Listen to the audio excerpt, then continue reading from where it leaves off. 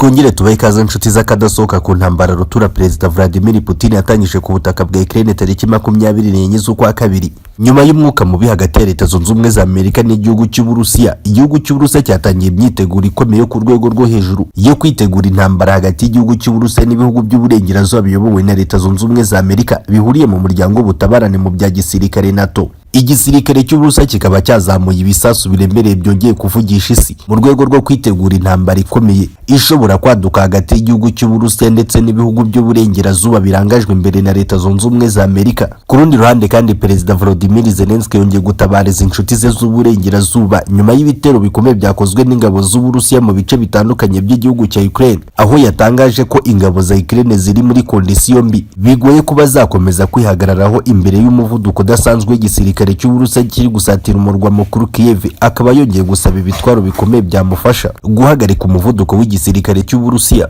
Mwabyumvishe inshuti z'akadasohoka, twagarutse mu makuru akomeye agaruka ku ntambara rutura Perezida Vladimir Putin yatangije ku butaka bwa Ukraine tariki 24 z'ukwa kabiri. Mudutize amatwi inshuti z'akadasohoka dusesengure page zikomeye ziri kuvugwa ku kibuga cy'imirwano ku butaka bwa Ukraine kuva tariki 24 z'ukwa kabiri gushyitsa uyu munsi. Kuri page z'ibitangazamakuru bikomeye mu isi bikomeje kwandika ku myiteguro y'intambara y'igisirikare cy'Uburusiya ikomeje kujya imbere mu gihugu cy'Uburusiya.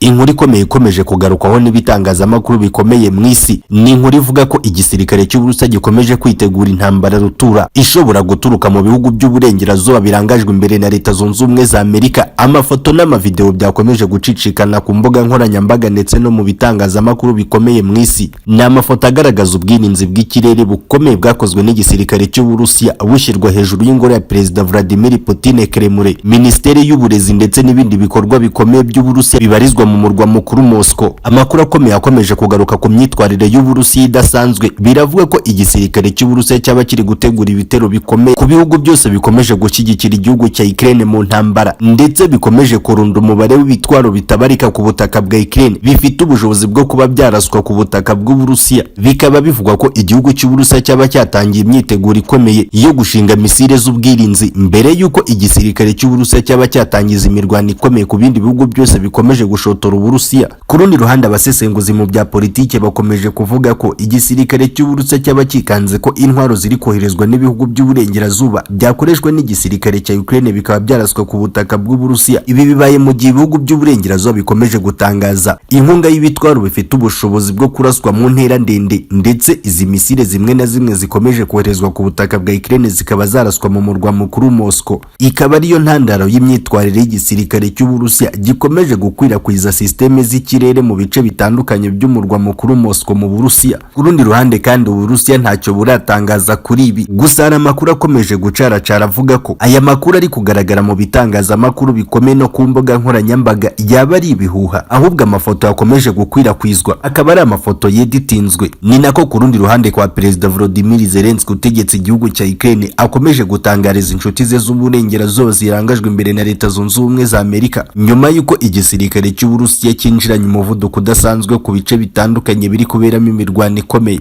Perezida Volodymyr Zelensky akaba yongeye kwibutsa ibihugu by'uburengerazuba kumuha intwaro zamufasha guhagarika umuvuduko udasanzwe nyuma y'ibitero bikomeye biri gukorwa n'igisirikare cy'Uburusiya. Ni nako kandi umutwe w'ibangabanya kwa Perezida Vladimir Putin, abarwanyi kabuhariwe b'umutwe wa Wagner Group bamaze gufata undi mujyi ukomeye mu mirwano ikomeye bahanganyemo n'igisirikare cya Perezida Volodymyr Zelensky ndetse n'abacancuro b'uburengerazuba. Imirwano ikomeye yaje guhitana umubare munini w'abasirikare ba Ukraine. Bisa nk'amarushanwa ibihugu by'uburengerazuba nabyo byahise bitangira imigambi yo kohereza izindi ntwaro zifite ubushobozi bwo hejuru zishobora guhagarika igisirikare cy'Uburusiya ku mirongo y'imbere ku rugamba mu bice byose biri kuberamo imirwano ikomeye hagati y'igisirikare cy'Uburusiya n'abacancuro ba NATO bari gufatanya bikomeye n'igisirikare cya Ukraine. Ku isonga Leta Zunze Ubumwe za Amerika zatanze akayabo k'amadolari akoreshwa muri Leta Zunze Ubumwe za Amerika ndetse n'ibikoresho by'intambara bya gisirikare byo ku rwego rwo hejuru, ndetse kandi Leta Zunze Ubumwe za Amerika zirateganya kohereza ibifaru kabuhariwe bifite ikoranabuhanga ikoranabuhanga ryo hejuru byiswe Abraham Tank. Ni nako kandi igihugu cy'Ubwongereza, kimwe mu bihugu bigize umuryango w'ubutabarane mu bya gisirikare NATO gikomeye, cyakoze ibikorwa byinshi byo gufasha igisirikare cya Ukraine kuva igisirikare cy'Urusiya cyakanagiraga ku butaka bwa Ukraine tariki 24 z'ukwa kabiri. Nacyo kikaba cyashyize hanze itangazo rikomeye rivuga ko Ubwongereza buteganya kohereza ibifaru bya M1 kabiri. Bimwe mu bifaru kabuhariwe byakozwe n'igisirikare cy'Abongereza bifite ikoranabuhanga rihambaye ugereranyije n'iby'igisirikare cya Ukraine kiri gukoresha ku kibuga cy'imirwano. Ni nako kandi igihugu cy'Ubudage cyinjiye muri iyi ntambara ku buryo butunguranye, dore ko kuva iyi ntambara yatangira igihugu cy'Ubudage cyagaragaje intege nke, ariko igihugu cy'Ubudage kikaba ari bimwe mu bihugu bikomeye bikomeje gushyira imbaraga nyinshi mu ntambara y'igihugu cy'Uburusiya na Ukraine. Igihugu cy'Ubudage kikaba cyemereye igihugu cya Ukraine miliyari 2.3 z'amadolari akoreshwa muri Leta Zunze Ubumwe za Amerika. Ibifaru kabuhariwe byakozwe n'igisirikare cy'Ubudage byiswe Leopard, ndetse n'ibindi bimodoka by'intambara bifite ubushobozi bwo gutwara abasirikare ndetse bikaba byanakoreshwa nka burende ku rugamba. Bikaba ari bimwe mu bimodoka by'intambara bifite ikoranabuhanga ryo hejuru bibarizwa mu bubiko bw'igisirikare cy'Ubudage. Ni nako kandi igihugu cy'Ubufaransa, kimwe mu bihugu nabyo bikomeye bigize umuryango w'ubutabarane mu bya gisirikare NATO, nacyo gikomeje kohereza inkunga y'ibifaru, harimo nk'intwaro zikomeye ziswe Siza zirasa ibisasu bya rokete bigera mu ntera ndende. Ibi bikaba ari bimwe mu bitwaro bikomeye byazengereje igisirikare cy'Uburusiya. Igihugu cy'Ubufaransa kikaba cyatangaje ko izindi ntwaro nk'izi zigomba kwiyongera ku kibuga cy'imirwano, izigera kuri 18 zikaba ziri mu nzira zerekeza ku butaka bwa Ukraine. Ni nako kandi igihugu cya Canada, kimwe mu bihugu bigize umuryango w'ubutabarane mu bya gisirikare NATO, minisitiri w'intebe muri iki gihugu nawe aherutse gutangaza ko igihugu cy'Ubudage kigomba gushyigikira bikomeye igihugu cya Ukraine imbere y'Uburusiya, kandi kigahabwa intwaro zikomeye zigomba gufasha igisirikare cya Ukraine gukomeza kwihagararaho imbere y'igisirikare cy'Uburusiya. Ari nako iki gihugu gikomeza gutanga akayabo k'amadolari akoreshwa muri Leta Zunze Ubumwe za Amerika, agomba kugura intwaro ndetse no kwishyura abacancuro baturuka mu bihugu bitandukanye ku isi. Izi ntwaro zose zinjizwa ku butaka bwa Ukraine zikaba zicishwa ku mipaka y'Ubudage ndetse n'igihugu cya Polonye. Ibihugu byose bikaba ari bimwe mu bihugu bikomeye bibarizwa mu muryango w'ubutabarane mu bya gisirikare NATO. Igihugu cy'Uburusiya kwa Perezida Vladimir Putin kikaba gikomeje guhangana n'ibi bihugu byose bigize umuryango w'ubutabarane mu bya gisirikare NATO bikomeje kohereza ibitwaro ku butaka bwa Ukraine bigamije gusenya igihugu cy'Uburusiya. Gusa umuvugizi wa Kremlin Dmitry Peskov akaba yatangaje ko ibi bikorwa by'uburengerazuba byo gukomeza kohereza intwaro ku butaka bwa Ukraine bidashobora kuzatuma urugamba ruhagarara, cyangwa se ngo ibi bitwaro by'uburengerazuba bibe byatuma igisirikare cy'Uburusiya kitagera ku byo cyatumwe. Perezida Vladimir Putin nawe akaba aherutse kuvuga ko intwaro z'uburengerazuba zidashobora gutuma igisirikare cy'Uburusiya kidatsinda intambara.